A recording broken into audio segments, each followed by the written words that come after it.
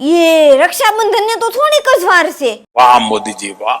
આ વખતે રક્ષાબંધનમાં એવું તો હું કરું કે ભાઈ રાશિનો રેડ થઈ જાય। પપ્પા પાસે જાવ। પપ્પા આ વખતે રક્ષાબંધનમાં એવું તો હું કરું કે જિંદગી ભર યાદ રહી જાય। तो उससे मेरा क्या फायदा? बटा तो उभी रहे। પપ્પા આ હું છે?